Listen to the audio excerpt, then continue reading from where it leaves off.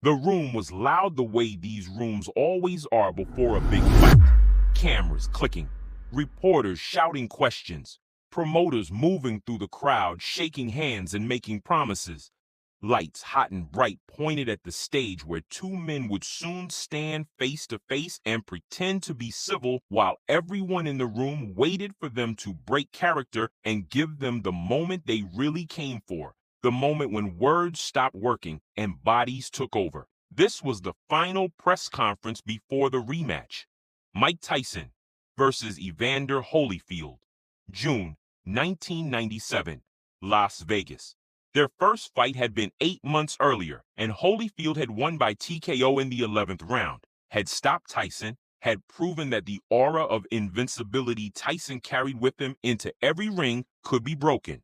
And now they were doing it again. The biggest rematch in years, maybe the biggest fight of the decade, and everyone in that ballroom knew that the real story wasn't going to be told on stage. It was going to happen in the spaces between words, in the looks, in the body language, in the moments when two men who had already hurt each other once were forced to share the same air and pretend they weren't thinking about doing it again. Tyson sat at the long table on stage. He wore a black suit, white shirt, no tie. His hands were folded in front of him on the table, and his face was that familiar blank expression. The one that gave nothing away, the one that made it impossible to know what he was thinking or feeling or planning. He had been quiet since arriving, hadn't engaged with the press, hadn't looked at Holyfield, just sat there while people asked questions and promoters made speeches, and the whole circus played out around him. Evander Holyfield sat 4 seats away. He wore a gray suit, tie.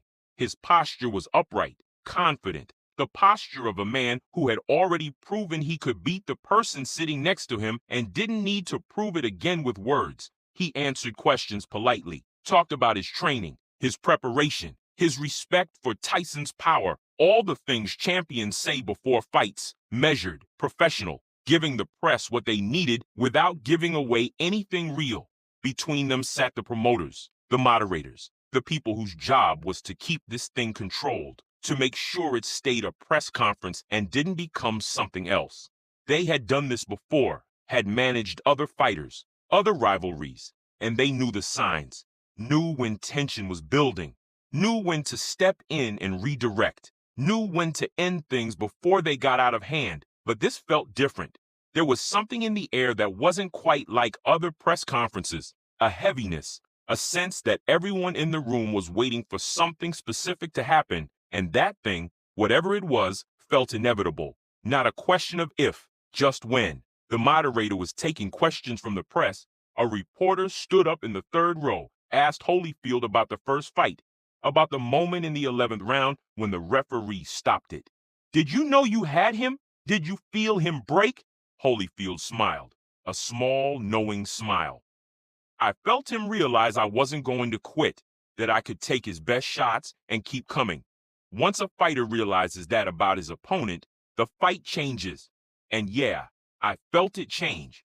It was a good answer. Honest without being disrespectful.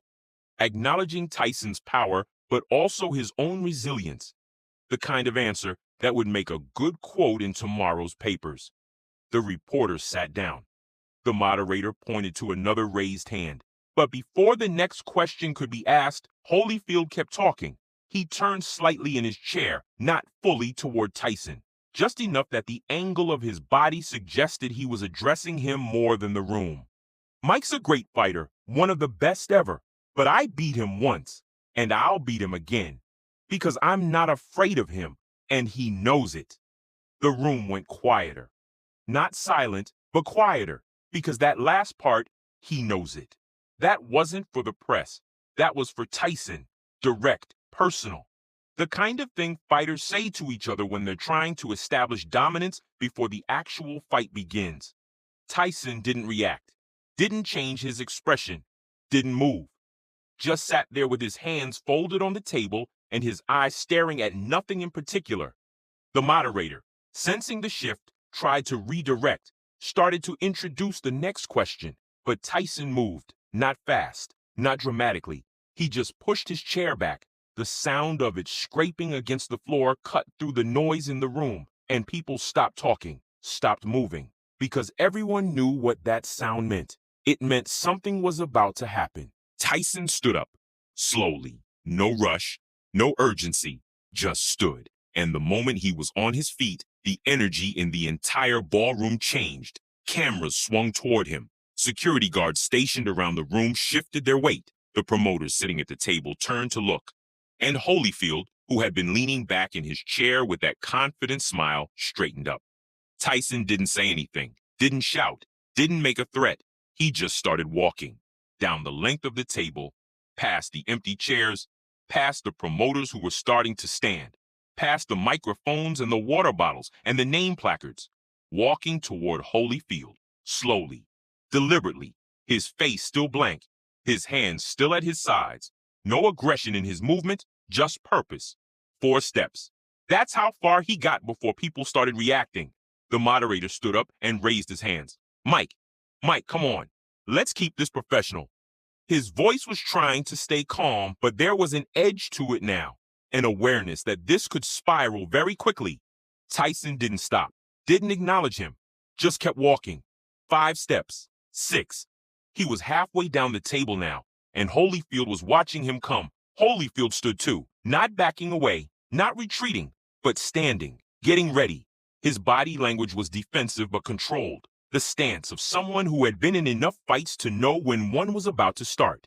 The security guards were moving now, coming from the sides of the room, heading toward the stage. But they weren't rushing, not yet, because Tyson wasn't running, wasn't attacking.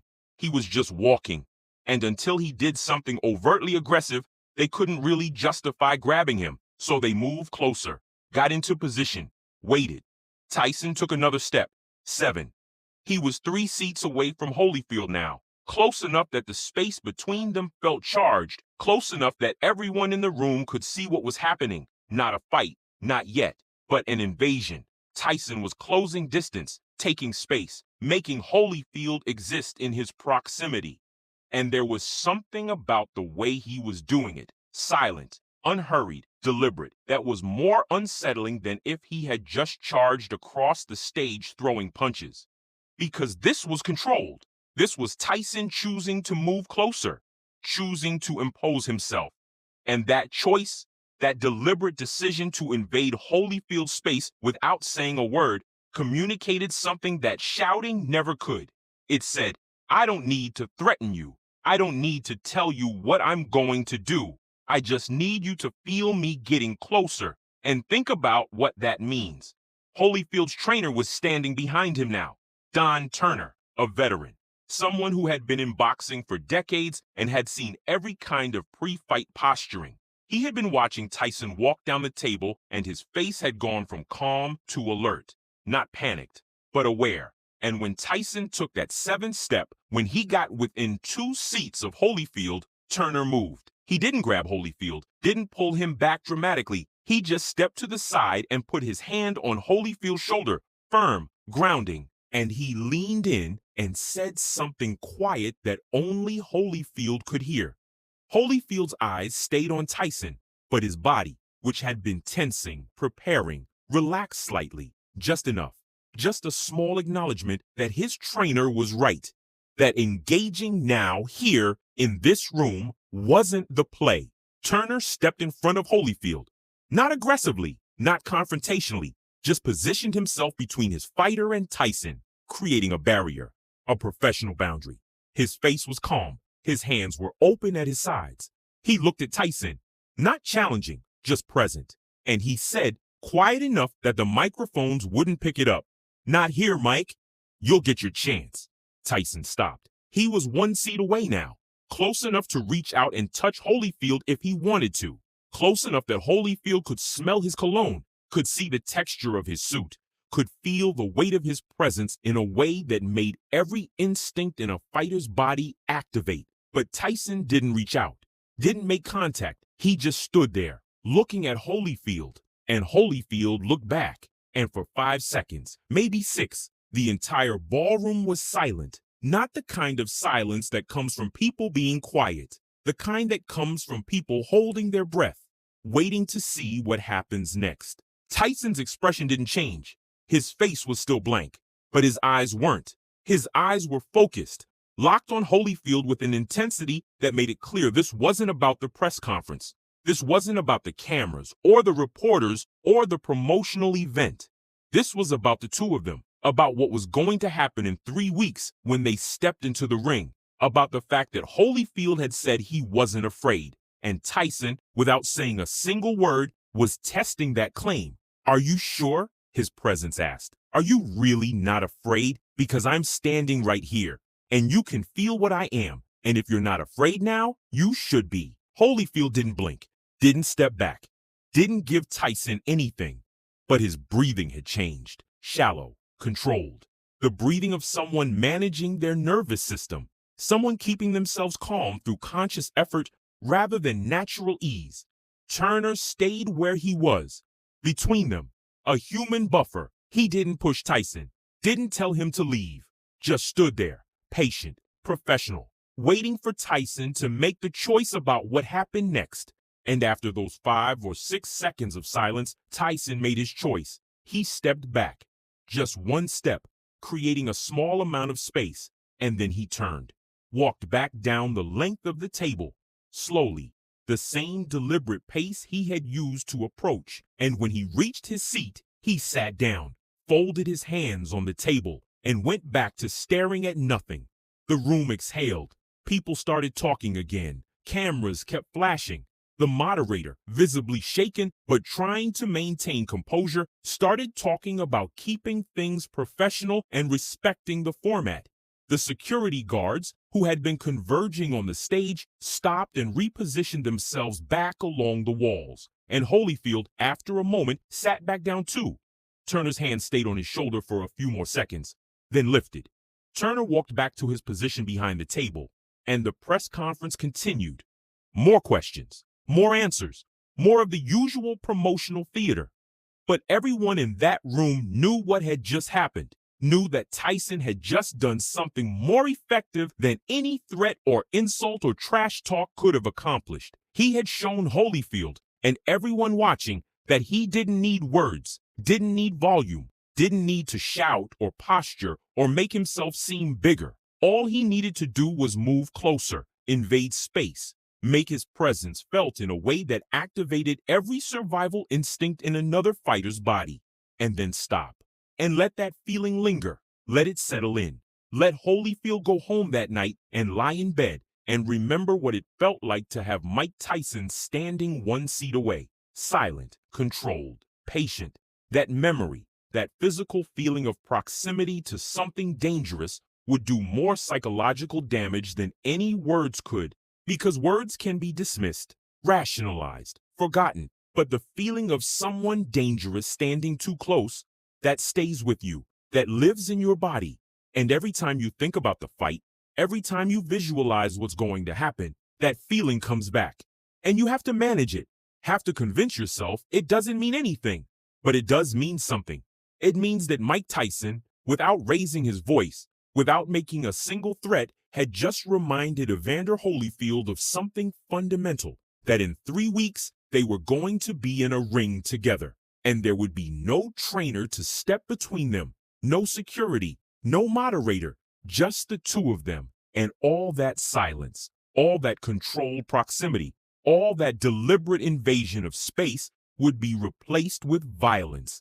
And Holyfield, sitting back in his chair at the press conference, answering questions with that same professional demeanor, knew it, felt it. And for all his talk about not being afraid, for all his confidence about beating Tyson again, something had shifted. Some small part of his certainty had been compromised, not broken, not destroyed, but questioned, made less solid, because Tyson had just shown him something, not his power, not his rage, his control, his ability to choose when to move and when to stop, his understanding of psychological warfare that went deeper than trash talk or insults. He had invaded Holyfield's space, made him feel uncomfortable, made him aware, and then pulled back, left him with the feeling, the memory, the question. Don Turner, standing behind Holyfield for the rest of the press conference, knew exactly what had happened. He had seen it before, in other fighters, other situations. The moment when someone crosses a psychological line, not with aggression, but with presence, with proximity, with the silent communication of "I could, right now, if I chose to," and that's why he had stepped in. Not because he thought Tyson was going to attack, but because he knew that letting the moment extend any longer would give Tyson exactly what he wanted, would let him establish dominance in a way that had nothing to do with the actual fight and everything to do with the psychological preparation for it. Turner had pulled Holyfield back, not physically, but mentally, had reminded him with a hand on his shoulder and a few quiet words that engaging in that moment wasn't worth it, that the fight was in 3 weeks, that everything Tyson was doing was designed to get inside his head, and the best response was no response. And Holyfield, to his credit, had listened, had let Turner create that buffer, had stayed in his seat when Tyson walked away, had continued the press conference like nothing had happened. But something had happened. Everyone knew it. The reporters would write about it. The footage would be replayed, and in 3 weeks, when the bell rang and the two of them met in the center of the ring, everyone watching would remember this moment, would remember Tyson walking slowly down that table, would remember the silence, the proximity, the way Holyfield's breathing changed. Mike Tyson never raised his voice. He just stepped closer, and Evander Holyfield's trainer pulled him back. Not because Holyfield couldn't handle it, but because Turner knew that the real fight wasn't going to happen in a ballroom in front of cameras. It was going to happen in the ring. And saving Holyfield's psychological energy for that moment was more important than proving anything in this one. 3 weeks later, they fought. And what happened in that fight, the chaos, the disqualification, the bite, the controversy, all of that was its own story. But people who were in that ballroom that day, who watched Tyson walk down the table in silence and saw the way Holyfield's body responded, they understood something about what came later. They understood that the real fight had started long before the bell rang, had started the moment Tyson stood up and started walking, silent, controlled, deliberate, and no amount of training or preparation could fully defend against that. Because you can train your body to take punches. You can train your mind to stay focused under pressure, but training yourself not to feel the proximity of danger, not to react when something dangerous gets close, that's different. That's primal. That's wired into you at a level that conscious thought can't fully control. Tyson knew that, had always known it, and he used it, not with words, not with threats, just with proximity, with silence, with the simple act of stepping closer and letting another man's nervous system do the rest. Evander Holyfield wasn't afraid. He had said it, believed it. But when Tyson stood 1 seat away, when he could feel Tyson's presence that close, something in his body activated that had nothing to do with belief or confidence or mental preparation. And Turner saw it and stepped in and pulled him back. Not because Holyfield needed protection, but because giving Tyson that moment, letting him establish that feeling, would make the actual fight harder, would give Tyson a psychological edge that no amount of physical training could erase. "You sure you're not afraid?" Tyson's proximity had asked. And Holyfield's body, despite everything his mind believed, had answered honestly. Turner heard that answer and pulled him back before the moment became something neither of them could take back. You've been in that room. Maybe not at a press conference, maybe not with cameras pointed at you, but you've been somewhere when someone stepped too close, invaded your space, made you aware of their presence in a way that activated something primal in you, something that didn't care about logic or context or whether the situation was actually dangerous. They didn't threaten you, didn't raise their voice, didn't do anything you could point to and say, "That was aggressive, that crossed the line." They just moved closer, and your body, before your mind could catch up, responded. Your breathing changed, your muscles tensed, your awareness sharpened, because proximity to something you perceive as dangerous triggers responses that bypass conscious thought. That's what Tyson understood. That's what he used. Not rage, not volume, just deliberate movement. Just the act of stepping closer and letting another person's nervous system process what that means